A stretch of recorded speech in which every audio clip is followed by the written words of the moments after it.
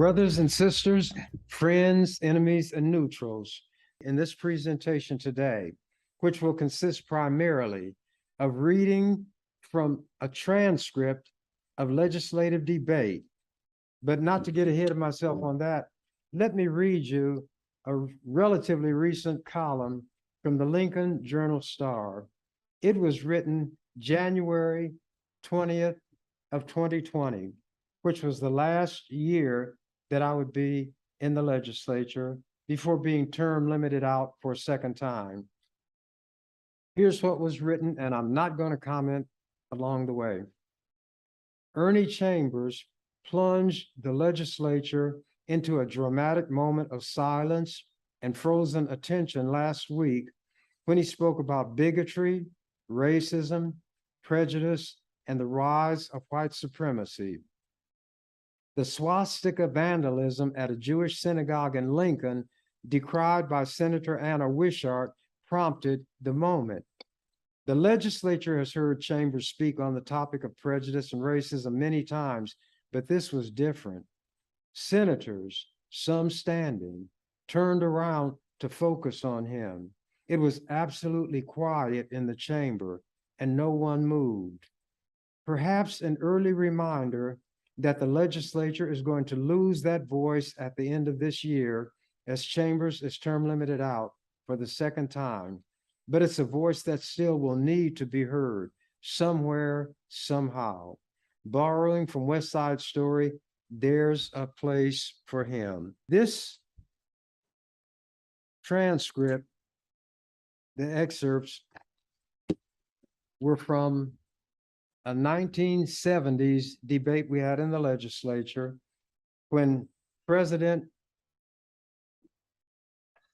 Ronald Reagan, I almost said Bush, I don't want to blame somebody who didn't do anything, was going to visit Bitburg Cemetery.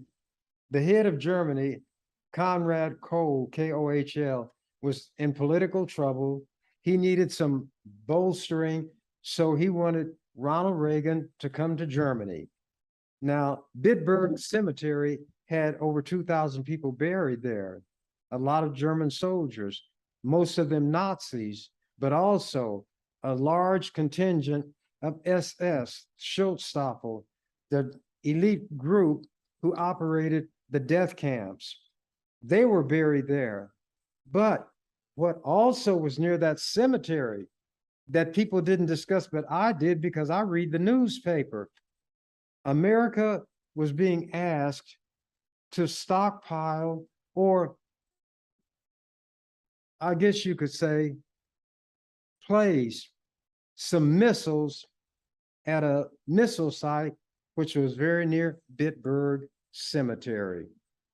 Rather than have Reagan go to that missile site and create a kind of appearance to his visit of trying to undergird Germany's militarism, he would visit Bitburg Cemetery, which was right next to it. I was very opposed to what he was doing. And without further ado, I'm going to read from this transcript. The chair recognizes Senator Chambers. It was a resolution that I'd offered to the legislature to condemn Reagan's visit and join the House and the Senate of the U.S. Congress in suggesting or insisting that he not pay that visit. Naturally, he disregarded all of it. The chair recognizes Senator Chambers. Mr. Chairman and members of the legislature, this is a melancholy and gloomy topic. It relates to something that will be a spot on the history of humanity as long as human beings walk on this earth. And remember, I was being called anti-Semitic by Jews at that time in Nebraska, and the national ADL had condemned me as being anti-Semitic. Who offered the resolution? Ernie Chambers, the one who was referred to by Jews and condemned as being anti-Semitic. And by the way, when I ran for the chairmanship, they lobbied the legislature against me getting that position. The World Herald even condemned what they were doing. that kind of gives you a little background on what was going on at the time. But there are issues that touch me in the realm of my principles. And when my principles are involved, I will come to the aid of anybody. I don't care who they are. I don't care about race, religion, sexual orientation. If people are being mistreated by forces greater than they contend with, and there's anything I can do if it's only raising my voice, that's what I did the whole time I was in the legislature. This is just one example. I said I wouldn't editorialize much, but I had to give that little background. It will be a spot on what I'm talking about on the history of humanity as long as human beings walk on this earth. Mr. Reagan is an individual whom people have tried to excuse for every manner of insensitivity and bad judgment. This latest instance is a matter which cannot be overlooked, ignored, and which I think places a responsibility on all elected officials, as well as citizens and groups who are aware of the seriousness of this situation, to try to bring about a measure of rectification by persuading the president through any means and by any means available to cancel this visit to a cemetery where are buried some of the worst criminals of the Nazi regime. As pointed out in the resolution, the Waffen, that's the military arm, the fighting arm, the Waffen SS were not typical soldiers. They were not combatants.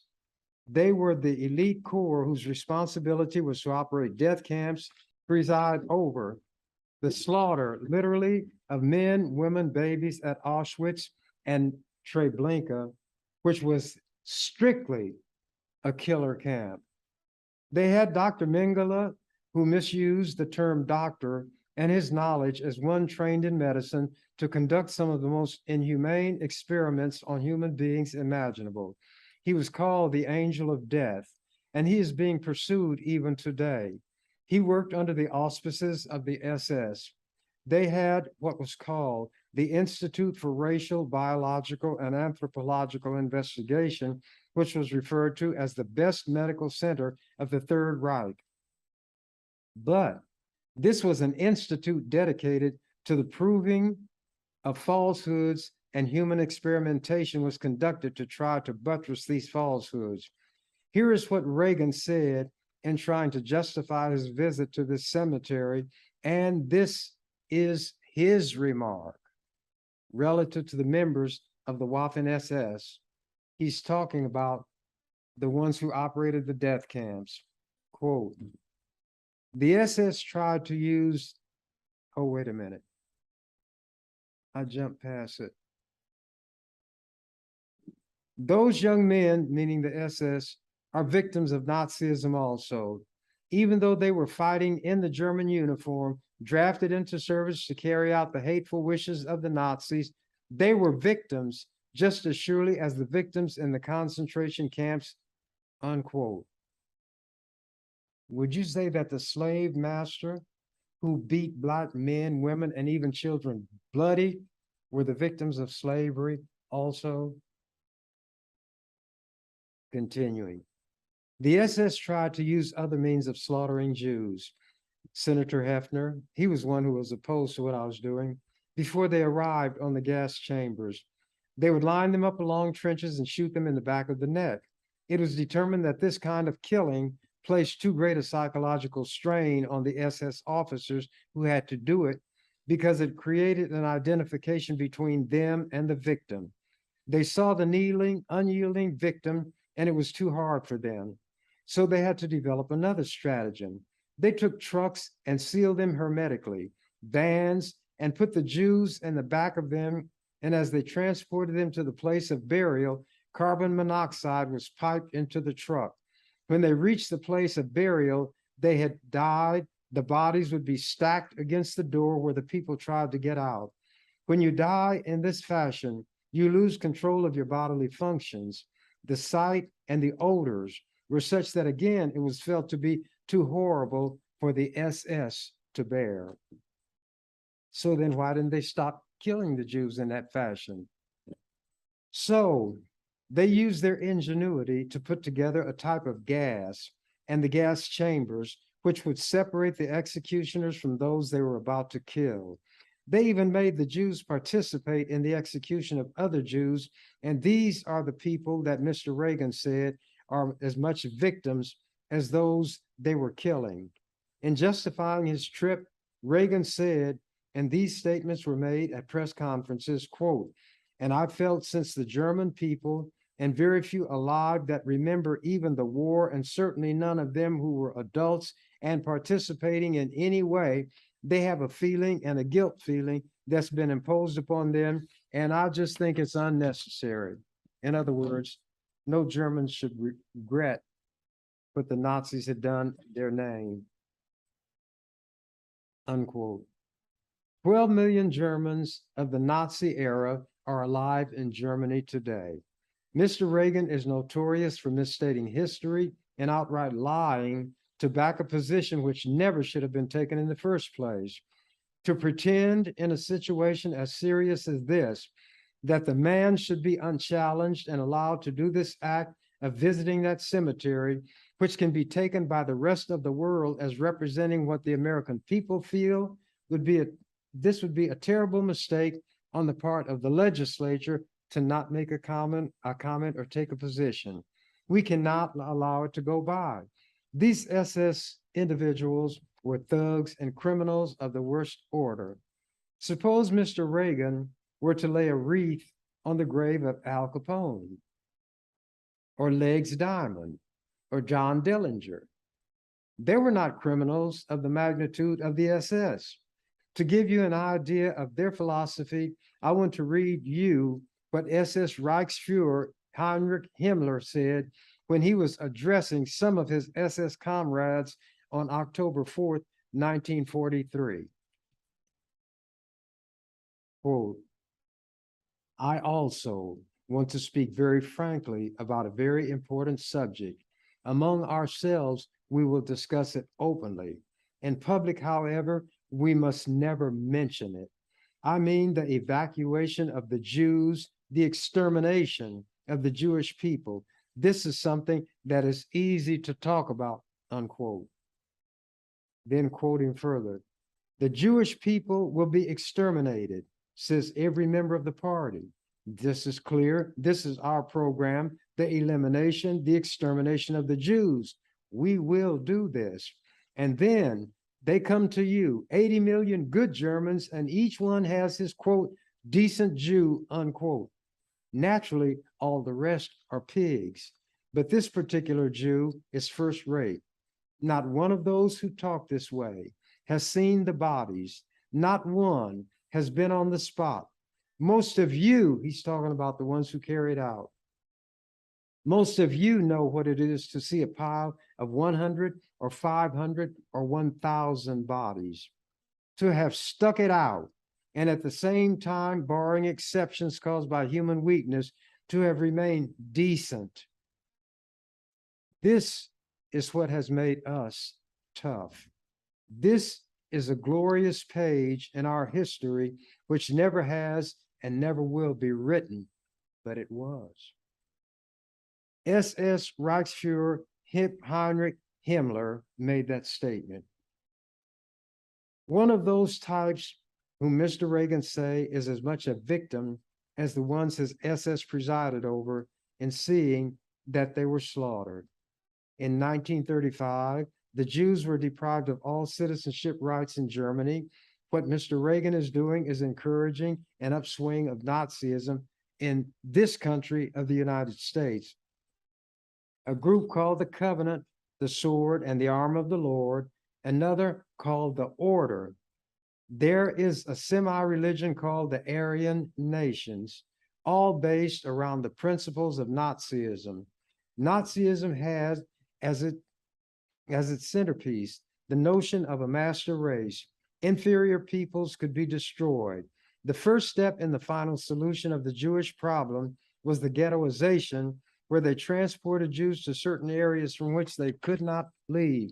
Now, this is me speaking on the floor of the legislature to white senators, and I'm that anti-Semite. according to the Jews in Nebraska. Continuing my speaking on the floor of the legislature. Then the ghettos were liquidated and the Jews were transported to concentration and death camps. They did forced labor in the munitions factories of the Krupp family. They did other things under compulsion that were designed to strengthen the machinery of the Third Reich that would destroy them. People of all nationalities, races, and religions fought to bring an end to the Third Reich. There are bitter memories. Those memories should never be erased. What happened during that terrible period in history may not happen again on the same scale, but the attitude that led to it continues with us today.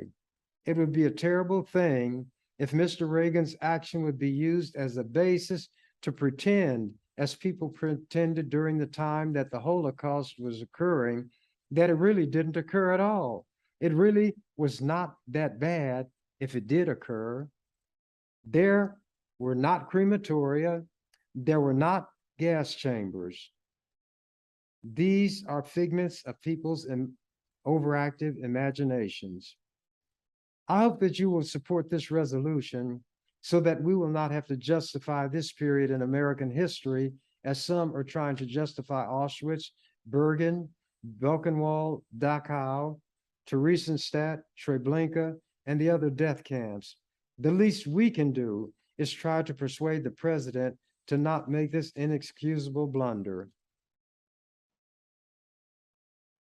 Another senator, Senator Harris. Mr. President and members of the legislature, I rise to support the resolution. I have traveled throughout the state in the past 3 weeks, spent time in my hometown in McCook, Nebraska, visited with business people, with people from all walks of life, and I have yet to meet a person who thinks that the president's decision in regard to this resolution and what it covers was anything but ill-advised, and I plan to support the resolution because of the phrase, which is not trying to dictate to the president or to the federal government, but to let him know how we feel about this decision, and that is the phrase that says, quote, whereas the ill-advised act of the president may be misperceived by the rest of the world as representing the will of the American people and may appear to be a pardoning of all unpunished war criminals. Then the senator said, I, for one, do not want the world to see a misperception as to my feeling and the feeling of the average Nebraskan. I urge the support of the resolution. Thank you. And I'm not going to read the opposition spoken by other senators because it's not meant to condemn them as they should be condemned. That's not the purpose of this. It's to show the kinds of things that I felt the responsibility and obligation to do while being condemned by the very people whose case I was arguing. And I had spoken and taken a stronger position than Jews in Nebraska or anywhere else probably. Then Senator Var Johnson spoke. Mr. Speaker and members of the body, because we have very little time left on this resolution, I will make my remarks quite brief. I support the resolution. I've read the resolution carefully. By the way, I'm not reading it because I don't want to take too much time. I support the resolution. I've read the resolution carefully. I think the language is very strong language. It is not the kind of language that I traditionally would use. I think, on the other hand, that dealing with an issue as fraught with meaning, significance, and consequence as is this question, and the issue is very simple, a visit by the President of the United States to a cemetery that contains the bodies of a number of men who went beyond the pale in wartime to brutalize a hapless people, to exterminate, to kill, to torture, to mutilate, to destroy is too much.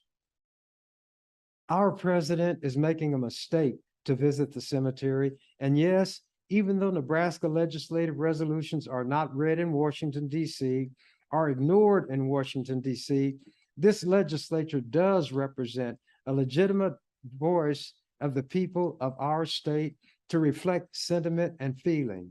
If it did not, We would not do all the basketball resolutions. We would not do all the commemorative resolutions. We would not be still. We would be still on all of those issues. But because we are a legitimate voice, it is important that we raise our voice to express our own feeling and sentiment on what, in my opinion, is a true mistake in judgment. None of us should ever forget what took place in Germany and in Poland to the Jews and to the Gypsies and to the halt and the lame. The moment we forget it, we forget about what is taking place in Cambodia. We forget about what the Khmer Rouge has done in Cambodia. We forget about genocide that goes on and on and on. It is important that we as a people not let it be forgotten how even the most civilized and advanced of nations can one day be reduced to barbarism. It is important that that be remembered, and that is why the resolution is an important one to vote on, and I will support it. The chair recognizes Senator Lebeds. No response. She apparently didn't hear that she was being recognized. Then I was recognized again. The chair recognizes Senator Chambers. Mr. Chairman and members of the legislature, as with many things that I undertake to do, for which I will receive opposition, nobody can say that a statement contained in the resolution is untrue. Not one statement is untrue. When Senator DeCamp talked about it being a political statement, I am neither Democrat nor a Republican, but there are highly placed Republicans in Washington who are very upset about what the president is doing, who are pointing out that it is a blunder, not just political, Senator DeCamp, but moral. It is a moral blunder also. I cannot tell Senator Beitler, another one who spoke against the resolution, how many people are buried at Bitburg. But one thing that he and everybody else knows, it was a staging area by the Germans for the Battle of the Bulge. It is also known that the SS did slaughter little babies, pregnant women, old people, and all those that we say we have a concern for. To parse sentences, to try to closely define words in a rhetorical exercise, to pretend that what really happened is not really as serious as it was, indicates the old business as usual attitude that existed while the Holocaust was occurring, that allowed churches, political parties, organizations supposedly given to humanitarian purposes to look the other way and say it is not really happening. When Senator Beitler said there were many German soldiers who did not know what was really happening in terms of what the SS may have been doing in these camps, it is reminiscent of the attempt to excuse everybody who lived in Germany at that time by saying nobody knew. Every German soldier knew what the SS was, knew what the SS was doing, knew about the death camps and so forth.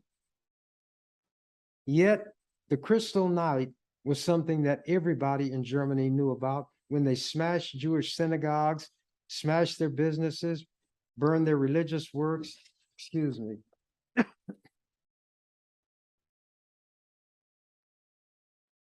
I'm telling you, in 1935, they were denied citizenship rights.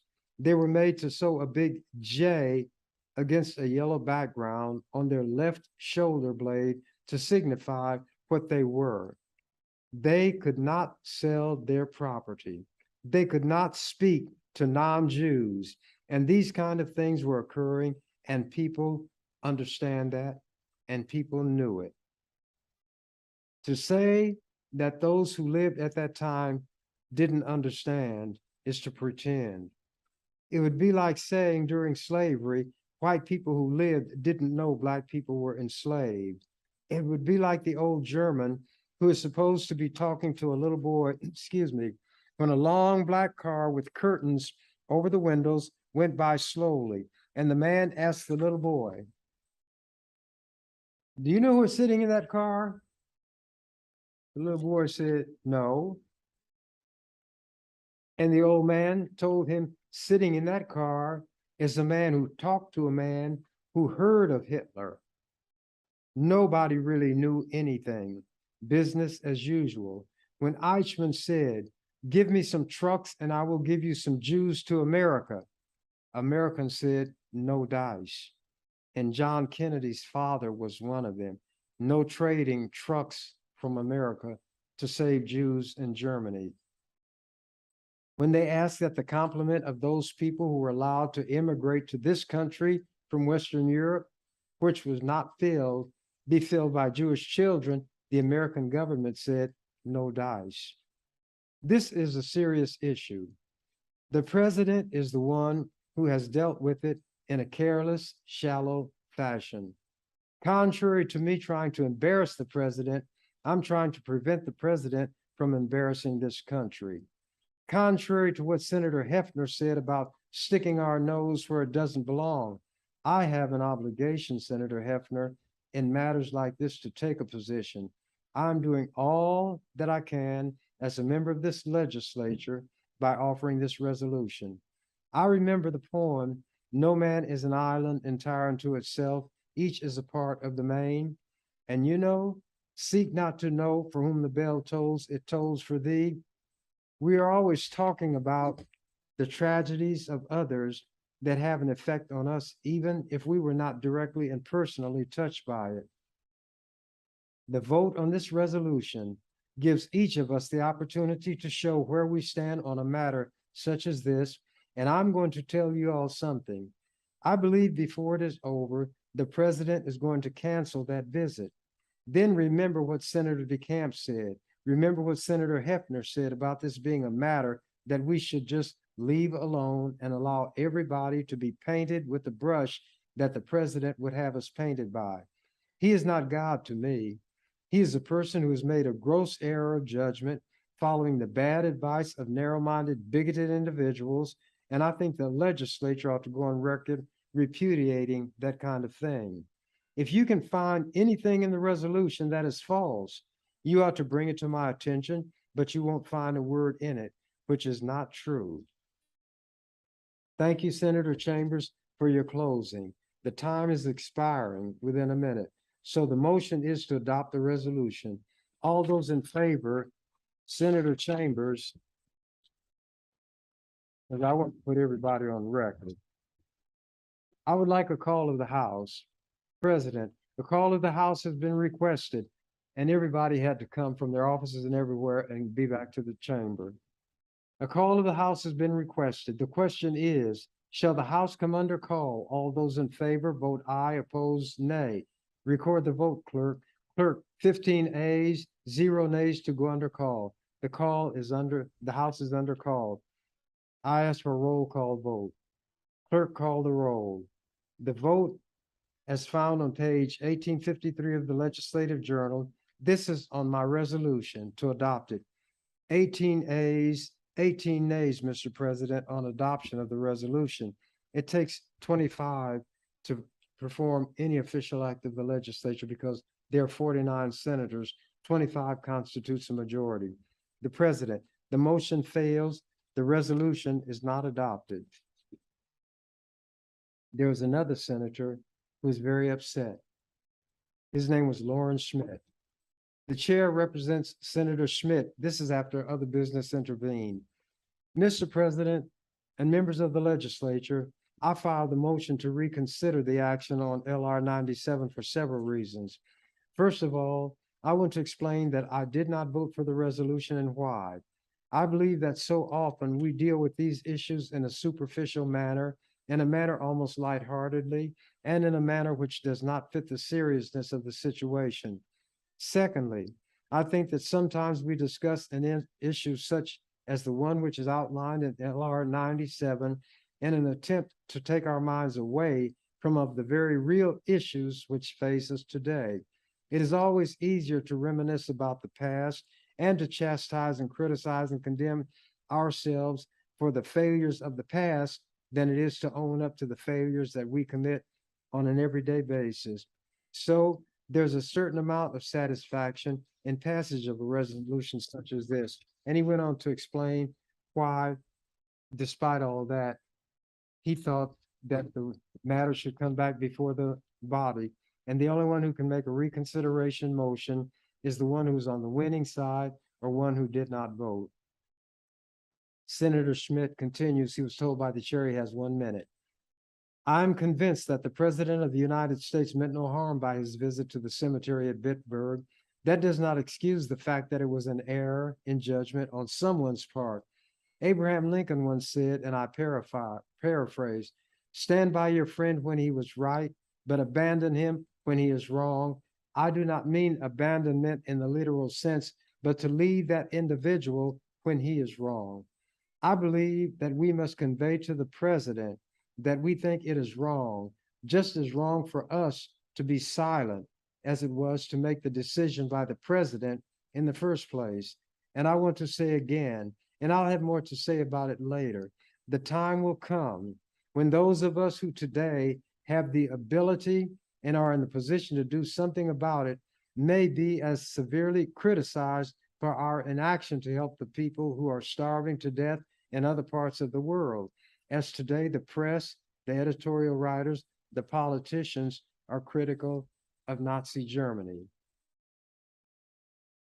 Senator Chambers was called on to speak because it's a new motion that's before the House, Senator Schmidt's motion. Mr. Chairman and members of the legislature, Senator Schmidt made some very sobering comments, and it would be probably easier for me if I follow my emotional bent to talk about the issues he raised relative to Africa and the starving people. But the purpose of the resolution is to deal with an error in judgment that has been committed by the president and which he seems at this point intent to carry through on. I was asked by 1 or 2 senators how this whole Bitburg trip came about in the first place. None of us have all the details, but a little background you can gather here and there. This economic summit was scheduled for June. Helmut Kohl, I'd call him Conrad Kohl. Helmut Kohl, the Chancellor, West Germany, is going to face an election around the middle of May. There is an opponent rising who may be able to seriously challenge Kohl in the future. So Kohl wants to put a stop to it. To buttress his political fortunes, he prevailed on Reagan to work to change the date of the economic summit to a date prior to the election.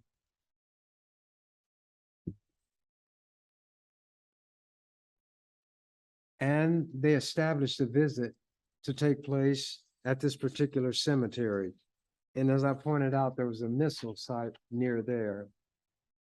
There is no way that anybody can say that Kohl and his advisors did not know about the SS soldiers buried at Bitburg. What Kohl wants from Reagan is not reconciliation. What Kohl wants is political backing for the election coming up a few days after Reagan's visit to Bitburg. And that is why Kohl is so adamant on keeping Reagan on his knees and telling him to ignore the wishes of the American people relative to this visit. Congress and the Senate, both political parties, have tried to prevail on the president to change his mind and not do this dastardly thing. But the issue is one of politics with Kohl. He doesn't care what becomes of Reagan. His voters are in Germany. What people need to realize is that those SS individuals were not soldiers. Waffen means armed. They were the armed SS. They were the guards of the concentration camps. It was the SS leaders who put together the final solution of the Jewish problem. Some people cannot envision what a vicious regime the Third Reich was. They didn't just do it to the Jews. They tortured, put into slave labor, and starved Russian prisoners of war. They violated the Hague and Geneva Conventions by forcing prisoners of war to work for IG Farben, that was a chemical company, and his chemical plants, and for the corrupt firms in the making of munitions and arms, which were violations of the Geneva and Hague Conventions. But it made no difference to Nazi Germany. They can't say, as some people want to, that German people did not know when they would bring the Russian prisoners. into Germany after they had worked them almost to death and wanted to take them to a place of execution. To execute prisoners of war was also a war crime. And these were Russian who were fighting against the Nazis. So the Russians were not always on the wrong side of the ledger. But to continue, many of these Russians, prisoners of war, were too weak even to walk to that place of execution, so they were shot on the spot in the face of all the German populace. There was a man named Otto Ohlendorf, an SS officer who ran Auschwitz for a period of time. Speaker let me know I had one more minute to speak on this time. He pointed out that they were to destroy these Jews in secret, and they were burning up 6,000 a day.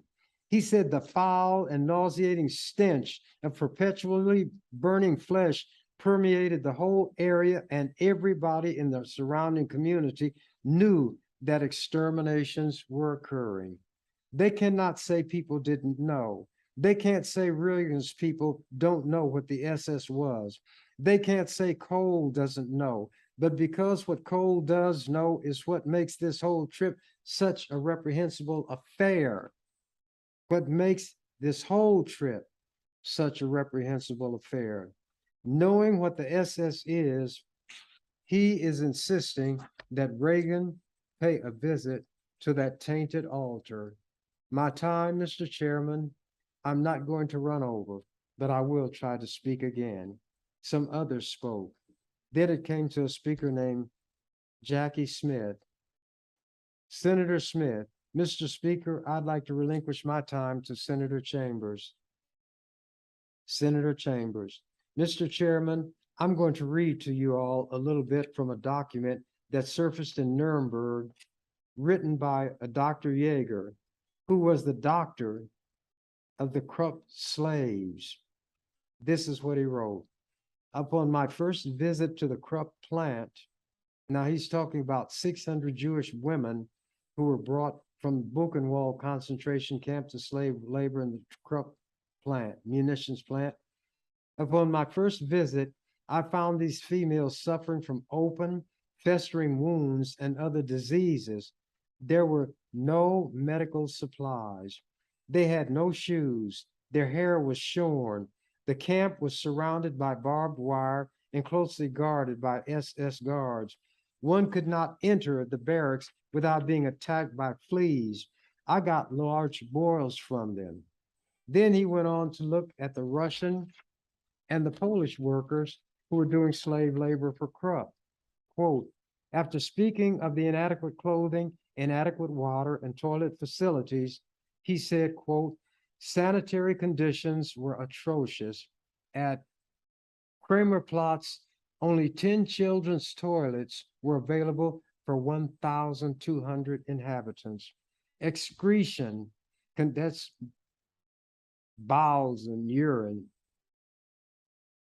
contaminated the entire floors of these lavatories. Workers were afflicted with spotted fever.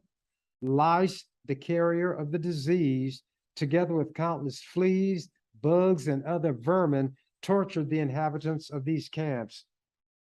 At times, the water supply was cut off, perhaps from 8 to 14 days. Some who think that the SS only went after the Nazis should remember, wait a minute, should listen to this from an eyewitness, and it was in the Nuremberg documents about the murder of American, Dutch, and French flyers who had been captured by the SS. Quote, the 47 officers were led barefooted to the quarry, stone quarry. This was the Mauthausen concentration or extermination camp. At the bottom of the steps, the guards loaded stones on the backs of these poor men, and they had to carry them to the top. Now, this included captured American flyers.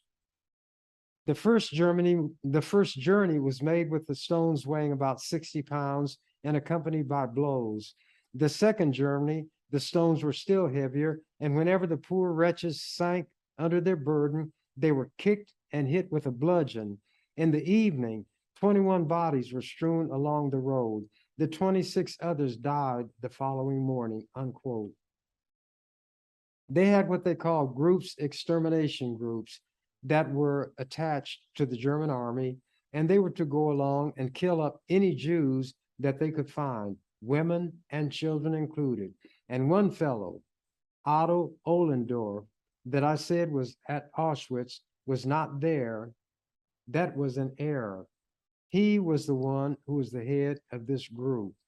And in his testimony at Nuremberg, he was talking about the action in the Ukraine when he was attached to the 11th Army and how they killed 90,000 men, women, and children, not combatants, shot them down. And this is what he said in response to some questions from a Russian judge at the Nuremberg trials. The Russian judge, and you see that the Russians are like the devils now. Quote, "For what reason were the children massacred?" Ohlendorf, quote, "The order was that the Jewish population should be totally exterminated," unquote. Russian judge, "Were all the Jewish children murdered?" Ohlendorf, "Yes." And he calmly told how they would go to a village, round up the people, make them strip off their clothing, all of their valuables, put them in trucks, take them to a ditch where the executions were to occur. And this is what he said. Then they were shot, kneeling or standing, by the firing squads in a military manner, and the corpses thrown into the ditch. Listen to the perverseness that develops in these situations. Quote, "I never permitted the shooting by individuals, but ordered that several of the men should shoot at the same time in order to avoid direct personal responsibility." In other words, 6 of us would shoot a man, then each one could say, "I'm not responsible." And he's giving this testimony during the Nuremberg trials, war crime trials. Other group leaders demanded that the victims lie down flat on the ground and be shot through the nape of the neck. I did not approve of these methods, unquote. The American prosecutor asked, "Why not?" And this was the response: "Because both for the victims and for those who carried out the executions, it was psychologically an immense burden to bear." You get that? And he presided over the murder of 90,000 men, women, and babies in this fashion. Speaker of the legislature, 1 minute. Senator Chambers continuing. "There was a similar killing at Dubno, and at this place, a construction man had a company, and he mentioned how all of these people had been brought to these pits where they had the huge earthen mounds, and he heard a lot of firing. So when he stepped around the mound, he saw this huge mass grave about 2/3 full, and there were about 1,000 people in it. They made these people walk on top of the bodies, and then the SS man who was sitting on the edge of the pit with his feet dangling over with a Tommy gun on his knees began to shoot the people down. Not all of them were killed by the shooting, but as others were piled in the same fashion, suffocation, most of them were bleeding from the neck and the head, would be by way of which they died." Chambers, this was the SS's operation and their job. Then Senator DeCamp spoke against the resolution. Then Senator Schmidt spoke. "Mr. President, only briefly, then I will yield the rest of my time to Senator Chambers. I'd just like to say this, that I support President Reagan. I support him wholeheartedly as an individual. I support him when he is right. I disagree with him when he's wrong. I believe he is wrong. I believe that for me to not say that I think he is wrong is an error. You cannot, by any stretch of the imagination, compare the men of the SS with the ordinary German soldier. Time after time after time, if you read the books of history, You read the adjective, the hated SS, the feared SS. You do not read the SS. It was their job to spread fear, terror, death among the German people, particularly with the Jewish people. But again, not only the Jewish people, many other people died. Poles, Russians, non-Jewish Germans, also who disagreed with the regime. So I think it is important that we do not forget. I'd like to yield the rest of my time to Senator Chambers, and I'd like to get word from my boss. How much time do I have left? I guess I was told to continue. Senator Chambers, Mr. Chairman and members of the legislature, we all know that what happened at the hands of the Nazis was unlike anything that had happened in history up to that period or since. Senator DeCamp knows that SS is short for Schutzstaffel, or Special Guard. They initially were Hitler's special personal bodyguard. Then they became the elite corps of the Nazi militia. Then they became those who guarded and operated the death and concentration camps. Not all of them engaged in combat at all. That's not even what they were for. One of the main jobs they had was to suppress opposition to the Nazis within Germany. Senator DeCamp, as well as in captured lands, they committed atrocities against German people also. If they were out of step with the Nazis, they had to go when the wagon came. But let me read you something that was happening with private enterprise and see if you come across, if you see something similar to this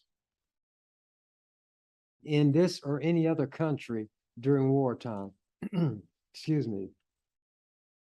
There was competitive bidding for the furnace contract at Auschwitz, and an LA TOF company, TOPF company, won the contract, the furnace contract.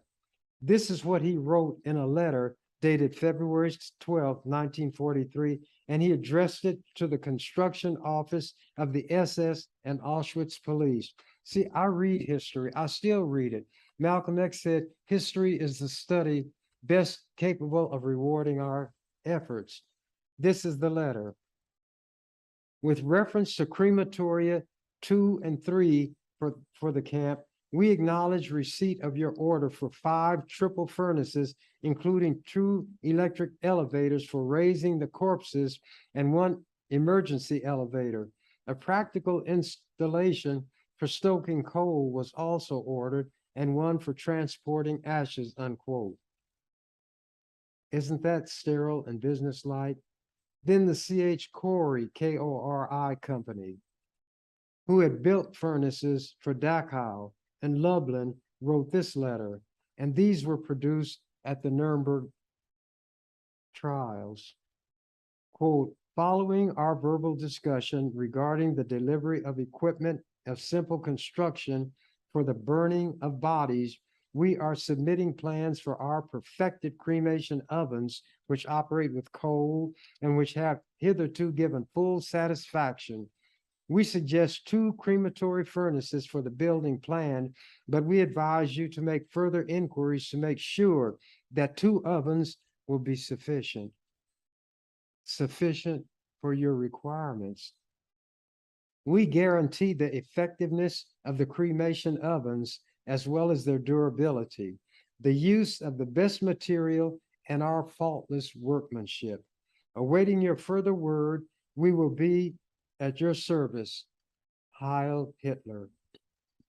The SS had doctors too who conducted experiments. They wanted to do some scientific measurements of the skulls of people they called Jewish Bolshevik commissars. They had said they were indicative of repulsive subhumans. To carry out this work, a Professor Hirt, H-I-R-T, said they would need bodies, but before these Jews were killed, their skulls should be measured. Then they should be killed in a fashion that would not damage the heads. Then the physicians should sever the heads from the body and send them to Strasbourg in hermetically sealed tin cans And this was done to women, men, systematically gassed, shot, starved, bludgeoned. And Senator DeCamp wants to say, this is the way wars are conducted. This is the way wars have been conducted. War, Senator Camp, as somebody said, is indeed hell. But what these people did went far beyond the pale, that they were charged as criminals for what they did even during wartime. I haven't got too much more, and I was given leave to go over my usual time. Senator Higgins, then Senator Lebedz. Senator Higgins, thank you, Mr. President. We are reminded often by the World Herald that this is a nonpartisan legislature. I find it ironic that a registered independent originally made this resolution, and today a registered Republican is asking for reconsideration of it because it failed in the past. I don't think anybody here that has any morals at all condones what was done in the Second World War when it comes to the atrocities.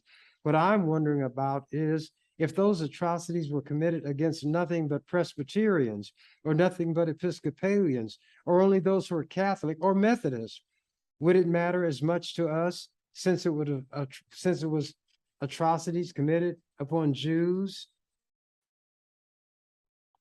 I'm wondering if this entire body belonged to one religion, how this body would feel regardless of the political party that the president belongs to. If every one of us was a registered Republican, would this resolution ever have come up? Or if every one of us was a Democrat, would it have come up? But it was an independent that brought it up, a man who doesn't belong to either party. I think we're all missing the point. I think what it really is coming down to is politics and whether or not the resolution was offered originally to embarrass the President of the United States. I, for one, would not offer a resolution to do that because I realize how critical our situation is today internationally. Every day is critical. Excuse me, is a critical situation anymore when we all have the horrors of nuclear war hanging over us, and most of us try every day to forget that in a matter of seconds, our own city can be completely destroyed. I wish that we were all united. I don't know what is really in President Reagan's mind. I don't know if he was tricked by the Germans, as Senator Chambers has spoken about, and that he is really being used kind of as a political puppet, and he was not informed at the time when he agreed to do this. I just feel that myself, I have to say that I want to go on record as saying that I don't want to embarrass the president, and whether he does it or not goes to Bitburg. I don't think he should feel any embarrassment over it. I think if there's any embarrassment, it has already come out in many of the newspapers in this country who have criticized him for it and who have urged him not to do it. I don't know if when Reagan made the decision to do this, he was the same president that campaigned for prayer in the schools. I really truthfully believe that Reagan was misinformed when he made the commitment that perhaps like many presidents in the past, excuse me, like Kennedy on the Bay of Pigs, I think Reagan probably had poor advisors or advisors that didn't really realize all that was going on. But I cannot turn my back today after listening to the debate and say I did not understand the subject.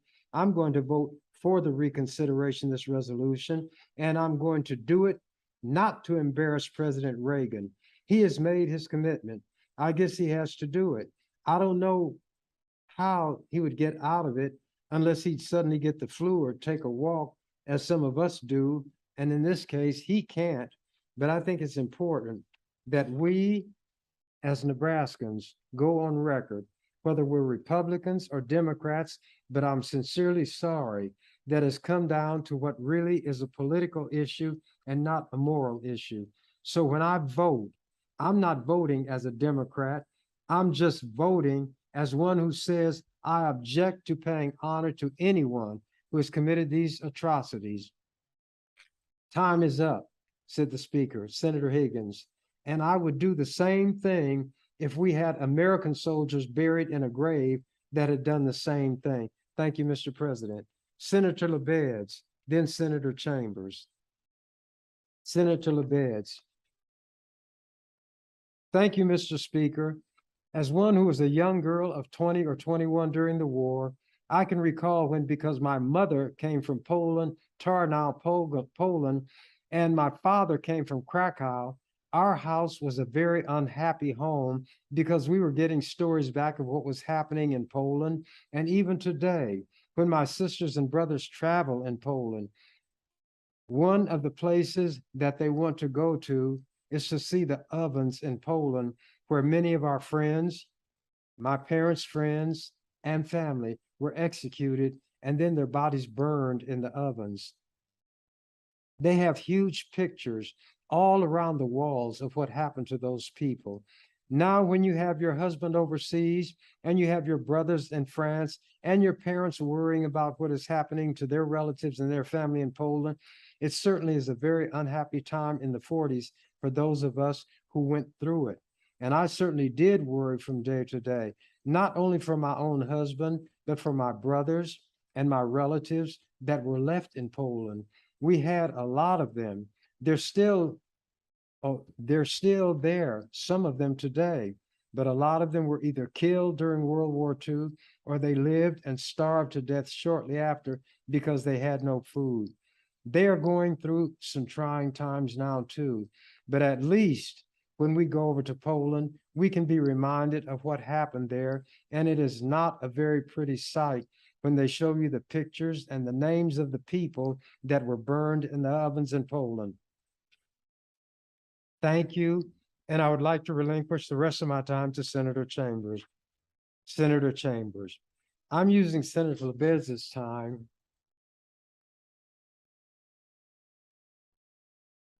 right now, the remainder of it, Mr. Chairman. I'm going to try to say it as clearly as I can. We're not talking about war where soldiers were fighting soldiers. We're talking about babies and women who have been herded into ghettos, literally within walls and forbidden to leave, then put in trucks and cattle cars and transported to gas chambers. That's what we're talking about. Speaker, 1 minute left on Senator LeBeds' time. President Reagan is going to Bitburg to try to bring a clean thing out of an unclean thing. His goals are not the same as Cole's.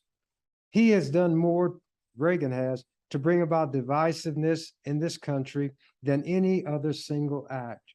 When he kicked the farm representatives out of Washington when they went there, that didn't divide the country. When he broke the air traffic controllers union who supported him, that didn't divide the country. Am I to understand that all these veteran groups that are upset about this visit are Jews? Am I a Jew? I'm considered anti-Semitic by the Jews in this state, the most anti-Semitic person in this state. Just a few days ago, I was sent a copy of a publication by B'nai B'rith, the Anti-Defamation League, telling what an anti-Semite I am, how contemptible I am, how terrible and vicious things that I say against Jews are. So here I stand. What do I gain from this? It is an issue that transcends what these Jews in Nebraska feel about me.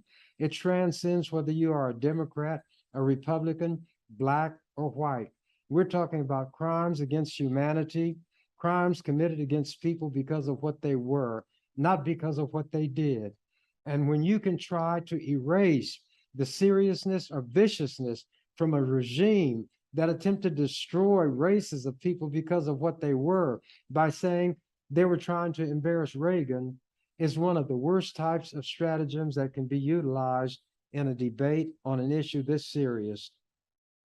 There are Republicans in the House and in the Senate who have condemned in stronger words than I have in that resolution what the president is about to do. His personal friend, who is the head of the United States Information Agency, said they are now talking about damage control in the Republican Party.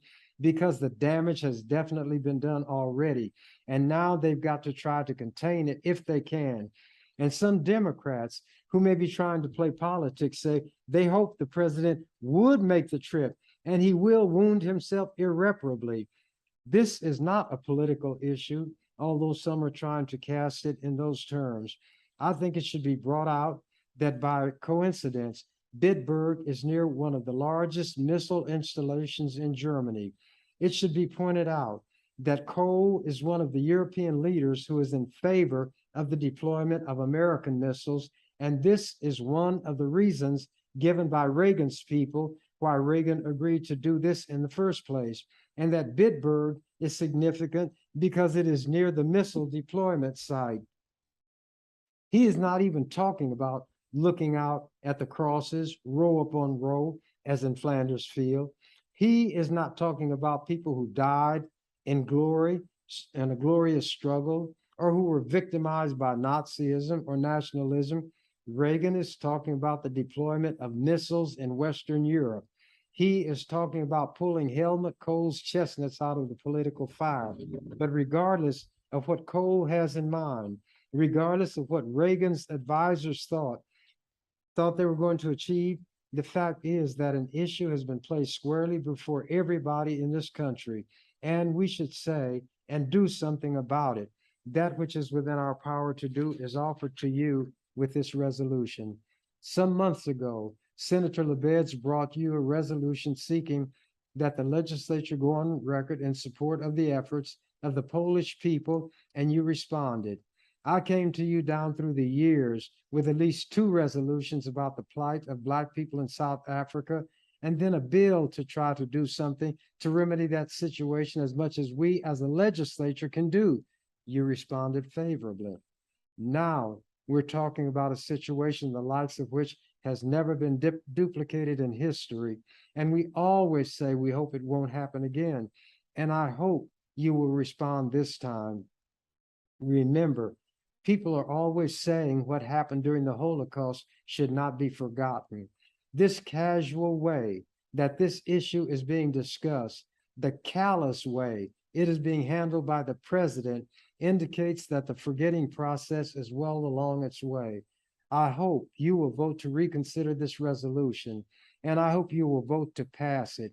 In years to come, I think it would be much better to look back and see that you took a position against the mistake that Mr. Reagan is making, rather than being on the side of saying you endorse it because some individual may be embarrassed. I'm nearing the end. Senator Schmidt, the one who offered the reconsideration motion, I think we should reconsider the resolution. It is not a disrespect to the president. It is because we respect the president and we respect the country. The speaker, 1 minute. Senator Schmidt. I think that we should express our concern for what is perceived and what is believed is an incorrect action. It happens frequently, but this is one of the most serious. We should not allow it to go unnoticed. I ask that the resolution be reconsidered. Speaker, Senator Schmidt was closing on reconsidering the motion and the resolution. All those in favor vote aye, opposed vote no. Have all voted. Senator Schmidt. Mr. President, very quickly, a call of the House and a roll call vote. Speaker, the question is, shall the House go under call? All those in favor vote aye, opposed nay. Mr. Clerk, please read. 15 ayes, no nays to go under call, Mr. President. The Speaker, the House is under call. Will all of you record your presence that are here, and all those outside the chamber? Please return to the chamber and record your presence. Look up to see if your green light is lit, please, and turn it on if it isn't. Like Senator Haberman, Senator DeCamp, Senator Eric.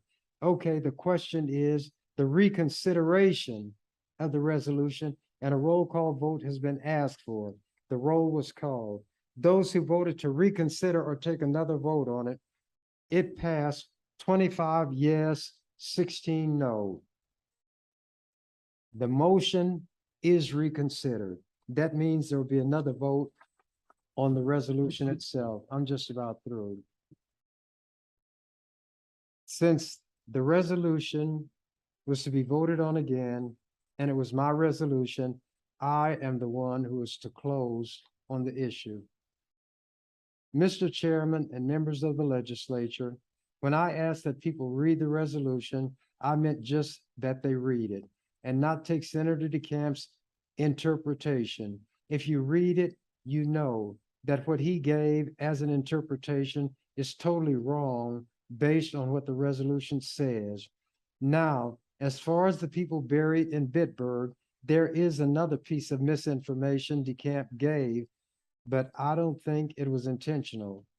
And then I gave the number of people who were acknowledged to be members of the SS, which was larger than what DeCamp had admitted. I'll continue. I hope that there will be at least 24 who will join me in voting to adopt this resolution. And you should keep in mind that Congress, the House and the Senate, with the help of many Republicans, have told the president very strongly that he should not do this thing. The Senate and the House did it representing what they perceived the will of the American public to be. The legislature at the state level should do nothing less. So I hope you will vote for this resolution. Speaker, you have heard the closing. The question is the adoption of the resolution. All those in favor vote aye, opposed nay. Have you all voted that care to? Please vote if you care to. Please vote if you care to. Senator Chambers. I will ask for a call of the House. Speaker Nickel. Okay, a call of the House has been called. All those in favor of going under call, vote aye. Record, Mr. Clerk. 20 ayes, no ayes, because some of the senators had left again. Speaker, the House is under call. Please record your presence. Those outside the chamber, please return and record your presence. Many of you are in your desks and have not looked up to see if your green light is shining. Thank you. Please look up to see if your green light is shining. Senator Haberman, Senator Hall, Senator Cal Carson. Senator Chambers, did you ask for a roll call vote? Senator Chambers, is everybody here? Speaker Nickel, yes. Senator Chambers, yes, I'll ask for a roll call vote. Senator Nickel, okay. A roll call vote, and the question is the adoption of the resolution. The roll call vote was taken. 23 ayes, 16 nays. It takes 25 to pass it. The motion fails. It fell 2 votes short. And that was what was done that inglorious, shameful day in the Nebraska Legislature when a Black man who was excoriated, condemned, called all kinds of negative things by Jewish people in Nebraska, whose national organization had put out a document against Senator Chambers. That same Senator Chambers was the one who brought this resolution to tell the President of the United States that this legislature thinks he should not visit that cemetery where SS soldiers were buried. SS troops who conducted the death camps, destroying as many Jews as they can. My time is up. And as the canary who was told that the door to the cage was ajar, said, I'm out of here. Thank you for watching the Ernie Chambers Show. If you'd like to make suggestions, email us at ewcfacts@gmail.com. That's ewcfacts@gmail.com. This has been an EWC Communication production.